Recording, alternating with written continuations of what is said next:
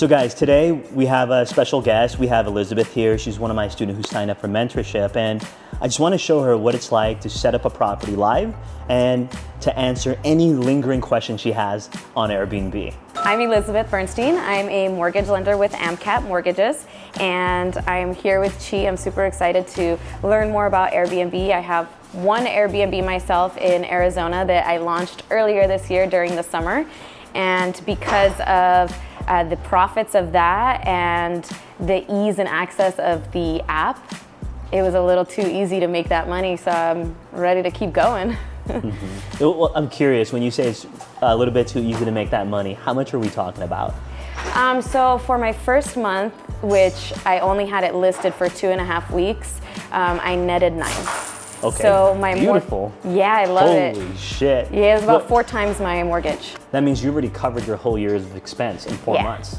So that one took me about 3 months to get up and running just because I had to almost gut it, nearly. But I want to learn how to just do something a little quicker, faster. The fastest way to get Airbnb going is actually not BRRRRs, which is probably what you did, it sounds like, because you gutted it, and what we did here.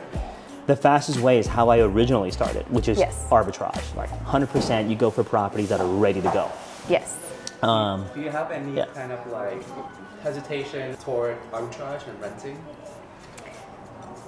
No, actually, I feel pretty good about it. I feel, at worst, if you need to get out of a contract, there's ways to get out of a lease. And it's minimal risk. Obviously, there's always going to be some kind of risk, but I'm not, just like any investment, you can't put in what you can't afford to lose. So I've worked hard to put myself in a position to have a little bit that I can afford to lose and keep it going, hopefully turn it around. That's what I'm talking about, you guys. So that most people are so afraid of arbitrage because they think that, what if the property doesn't get booked, right? And they don't think about the exit strategy. It's really safe. I mean, you're adding value to the home, you're furnishing it. Exactly. So worst case, you lease it out for the same price that you're renting it for. Exactly. And since it's already furnished, somebody's gonna snap it up like that. But the truth is, furnished, you're gonna make way more. Yes, definitely. So this is a very low risk business, to be honest. Oh yeah. Yeah. What other fears or concerns do you have?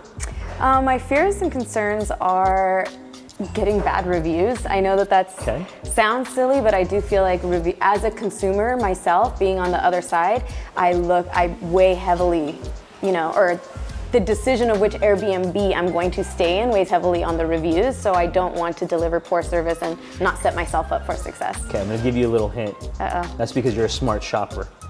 There's so many people that don't look at reviews. Oh my gosh, I can't imagine not looking at a review. Yeah, because you take your time and you shop, right? But when you, I'll show you more in mentorship, but we really optimize for a mobile user. Okay. So it's difficult for them to look at the reviews. Yes. So, and we're playing on their impulse triggers, right? We make them book the property based off of impulse. That's what I want to learn. I want to learn more about impulse triggers. Yeah, so I'll show you how to implement all that. So this is a mentorship secret? It's definitely mentorship secret. So if you guys are watching this, link in the description. Just kidding.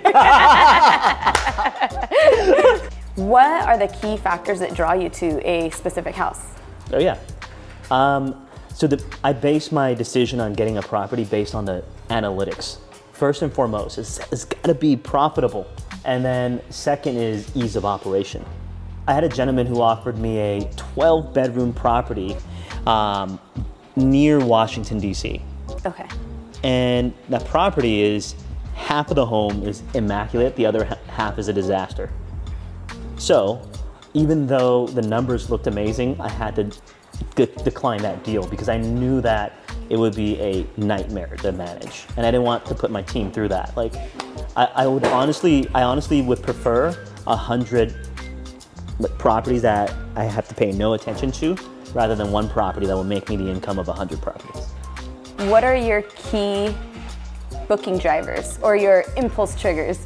Yeah, so a lot of the thing is just you have to differentiate yourself from the competition. That's one. But two, more importantly, is being seen on the algorithm and understand how the algorithm prioritizes different listings. Okay, that's the single-handedly the most important thing.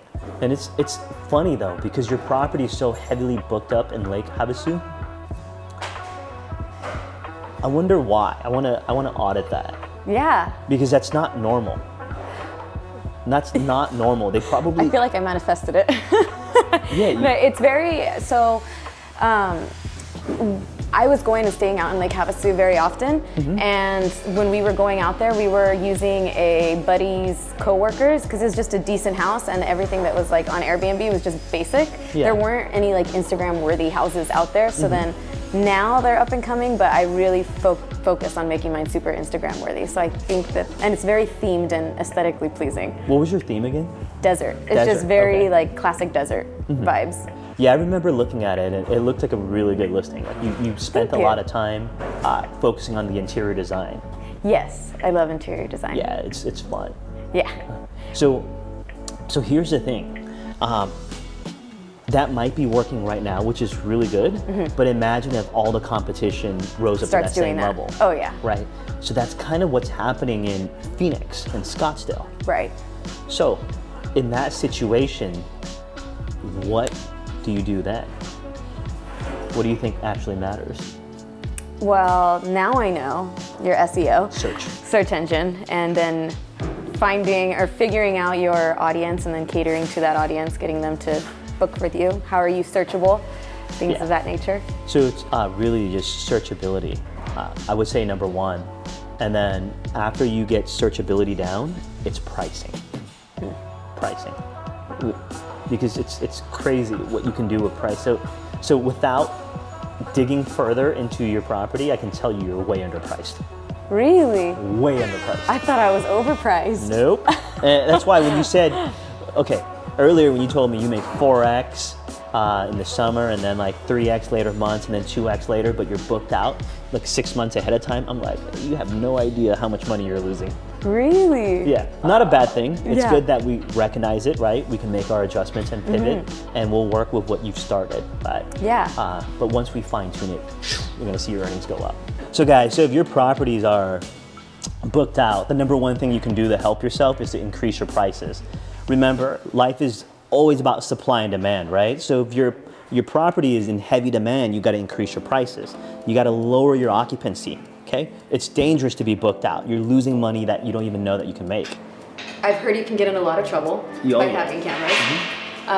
In my Havasu house, I only have one interior camera, and it's in the laundry room. Okay. But I put a keypad lock on the laundry room door with a sign on the door that says, by entering this room, you're agreeing to being on camera. Okay. Do you have cameras on your properties? And if you do they hurt your listings?